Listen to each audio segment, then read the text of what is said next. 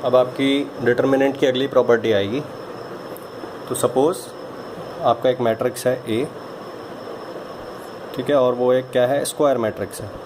Square matrix means n cross n order का number of rows is equals to number of columns, ठीक है। तो suppose मैं एक एग्जांपल लेता हूँ और आपका जो मैट्रिक्स है ए मैट्रिक्स जो है आपका, वो सिंपलेस्ट में एग्जांपल लेता हूँ। तो सपोज़ वो एक डायगोनल मैट्रिक्स है। तो ये आपका एक डायगोनल मैट्रिक्स हो गया, ठीक है। तो आपको मैंने बताया था डायगोनल मैट्रिक्स का जो डिटर्मिनेंट होता है वो कितना होता है, प्रोडक्ट ऑफ डायगोनल एलिमेंट्स, तो 2 इंटू 2 इंटू 2 यानी कि आपका हो गया 8, ठीक है। नाउ अब मैं आपको एक प्रॉपर्टी बताना चाहता हूँ। सपोज़ अब आपने एक मैट्रिक्स बनाया, ए मैट्रिक्स है, और वो मैट्रिक्स है आपका 4A मैट्रिक्स। तो 4A मैट्रिक्स क्या होगा, every element of A is multiplied by scalar 4, every element, ठीक है। तो आपका जो मैट्रिक्स होगा उसमें हर एलिमेंट की मल्टीप्लाई 4 से हो जाएगी। बट क्योंकि ये क्या होगा, ये 0 है, तो 4 से मल्टीप्लाई होके भी 0 आएगा। और ये क्या हो जाएगा, 2 इंटू 4 ये आपका 8, और ये भी आपका 8, और ये भी आपका 8, ये 0 0 0 0 0 0। Now what is the determinant value of 4A, ये होगा आपका 8 इंटू 8 इंटू 8, ये होगा आपका 512। और अगर आप इसको इसके कंपैरिजन में देखो तो कितना आएगा, पहले था आपका 8 और ये अब कितना आया 4 क्यूब, ये क्या था 3/3, so n is equals to 3। So ये कितना होगा 4 की power n into determinant of a, and 4 is what, scalar value. So let scalar value be n, scalar value भी k इन जनरल। अगर 4 की जगह k होता तो k आता, 3 की जगह n होता तो n आता, into determinant of a। So the property is the determinant value of scalar k into a matrix, k into a matrix की डिटर्मिनेंट वैल्यू जो होगी that will be k to the power n into determinant of a, ठीक है। सो ये बहुत important property है और ये आपको याद रखना है। तो अब मैं यहाँ से आपको और इम्पॉर्टेंट चीज़ें बताऊँगा, और वो क्या है,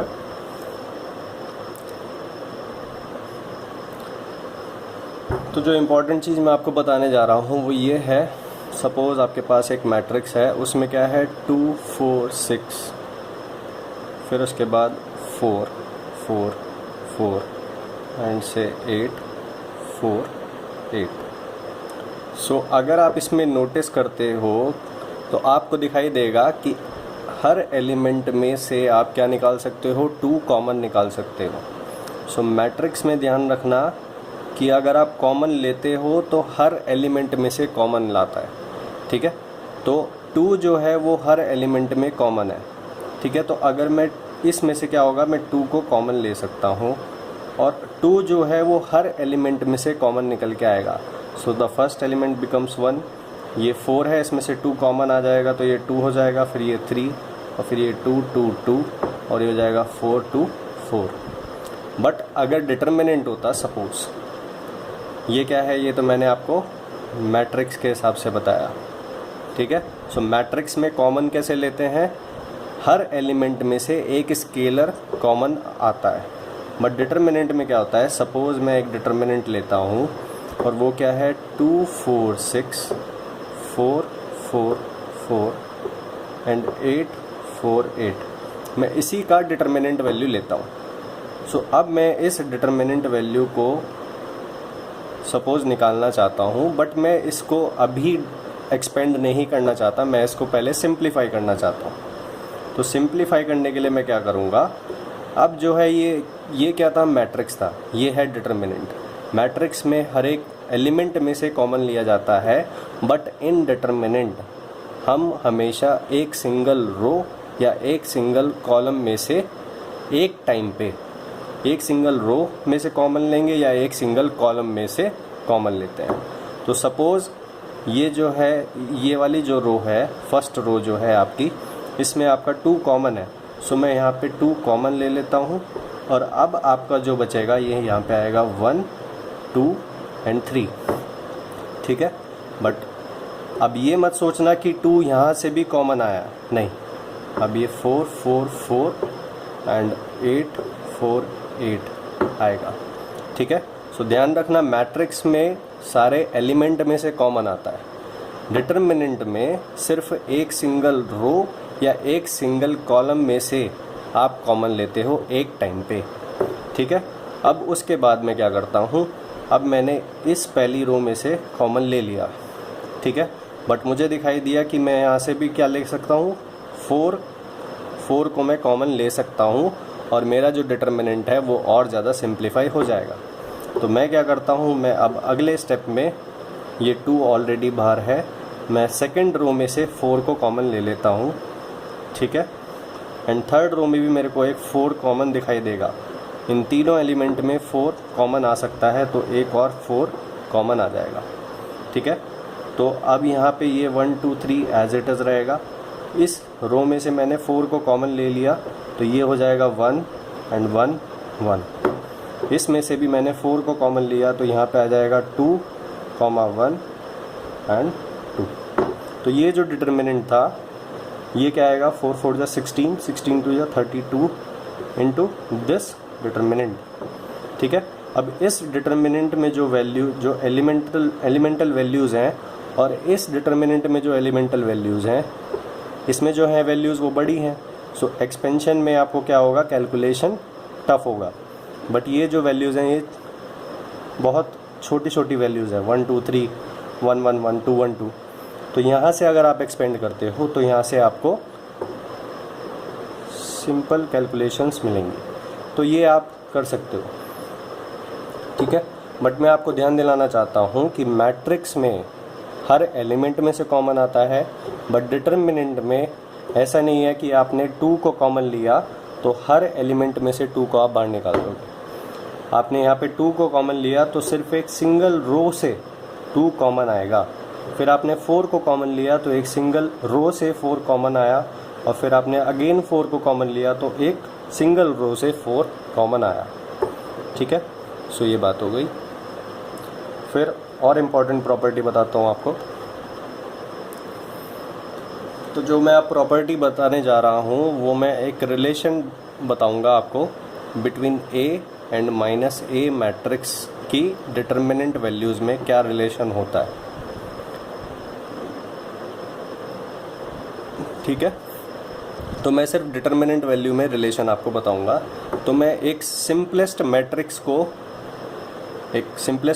का एग्जांपल लेता हूं। फॉर एग्जांपल मेरे पास एक मैट्रिक्स है और वो जो मैट्रिक्स है वो डायगोनल मैट्रिक्स में लेता हूं। सिंपलेस्ट जो मैट्रिक्स होता है वो आपका डायगोनल मैट्रिक्स होता है, जिसमें सारे के सारे डायगोनल एलिमेंट्स में सेम लेता हूं, ठीक है। सो ये आपका ए मैट्रिक्स है, ठीक है। तो अभी मैं क्या ले रहा हूँ, ये कौन से ऑर्डर का मैट्रिक्स है, 3x3 ऑर्डर का मैट्रिक्स है, यानी कि अभी जो फर्स्ट केस है आपका केस नंबर 1, उसमें मैं ऑड ऑर्डर का मैट्रिक्स ले रहा हूँ। So in the case 1 what is the difference between determinant of A and determinant of minus A, ये मैं आपको बताऊँगा, ठीक है। सो ये हो गया आपका क्या डिटर्मिनेंट, ये हो गया आपका ए मैट्रिक्स। सो माइनस ए मैट्रिक्स आपका क्या होगा, every element of A is multiplied by -1, ठीक है। सो क्या होगा, हर एलिमेंट की माइनस साइन -1 से मल्टीप्लाई होगी तो ये -2 हो जाएगा, ये 0 ही रहेगा, ये 0, फिर ये -2, ये -2, ये 0, ये 0, ये 0, ये 0, ठीक है। नाउ अब मैं सबसे पहले इसका डिटर्मिनेंट वैल्यू को चेक करता हूँ, ठीक है।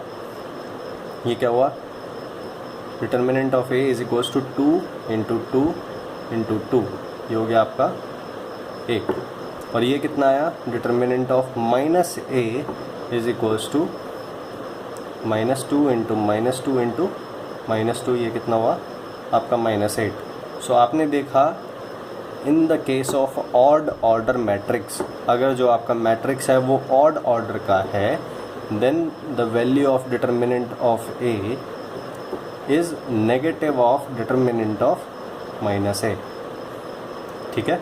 सो ए का जो डिटर्मिनेंट वैल्यू है एंड माइनस ए का जो डिटर्मिनेंट वैल्यू है उसमें सिर्फ प्लस माइनस का डिफरेंस आएगा।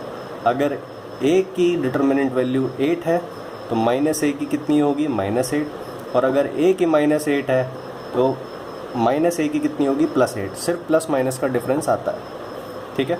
ये बाय प्रॉपर्टी भी आप कर सकते हो, मैंने आपको बताया था। Let determinant value of A is equals to small A, ठीक है। एज्यूम करता हूँ मैं एज्यूम कर लेता हूँ। देन बाय प्रॉपर्टी मैंने आपको बताया था k इंटू ए की जो डिटर्मिनेंट वैल्यू होगी वो कितनी होगी, k to the power n into A, where a is determinant of a, ठीक है। So now determinant of minus a is equals to, ये माइनस क्या हो गया, k इज इक्वल्स टू -1, ठीक है। n is equals to 3, n is equals to 3 and this is determinant of a। So ये कितना आएगा आपका, minus of determinant of a, ठीक है। सो यहाँ से ये ऑड ऑर्डर के लिए आपका क्या कंक्लूजन आया, determinant of a is equals to determinant of -a, ठीक है। ये कंक्लूजन है। तो ये कब तक है, जब ये 3 है, ठीक है। ये 3 है यानी कि ये 3 और 5 और 7 और ऑड ऑर्डर, ठीक है। सो जब तक आपका मैट्रिक्स ऑड ऑर्डर का है तब तक ये रिलेशन आपका मेंटेन्ड रहेगा, ठीक है। फिर उसके बाद अगर आपका इवन ऑर्डर का मैट्रिक्स है, ठीक है, अगर आपका मैट्रिक्स जो है वो कौन से ऑर्डर का है, इवन ऑर्डर का, तो सपोज़ आपका ए मैट्रिक्स जो है वो, अब मैं इसको नेगलेक्ट कर देता हूँ इन दोनों रोज़ को। अब जो आपका मैट्रिक्स है वो ये है, ठीक है। सो आपका डिटर्मिनेंट कितना हो जाएगा, आप ये आपका कितना आ जाएगा, 4, ठीक है। माइनस ए कितना हो जाएगा आपका, अब माइनस ए मैट्रिक्स क्या होगा आपका, ये मैट्रिक्स होगा, ठीक है। सो माइनस ए का जो डिटर्मिनेंट वैल्यू होगा वो कितना होगा, -2 इंटू -2 यानी कि +4। सो ये भी +4 है एंड ये भी +4 है। सो यहाँ से आपको पता लगेगा that in the case of even order matrix, case number 2, ये क्या है, इवन ऑर्डर मैट्रिक्स, ठीक है। इन the case of even order matrix determinant of A and determinant of -a दोनों क्या होते हैं, बराबर होते हैं। ये आपका इवन केस के लिए हो गया और ये आपका मैंने ऑड केस के लिए निकाला था, ठीक है।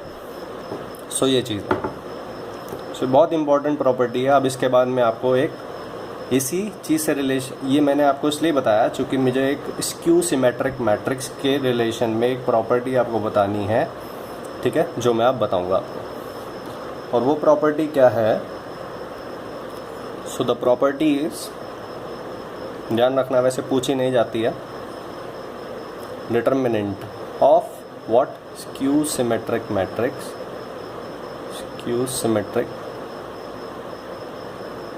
मैट्रिक्स ऑफ ऑड ऑर्डर, ठीक है, of odd order matrix of odd order skew symmetric matrix, the determinant value is 0।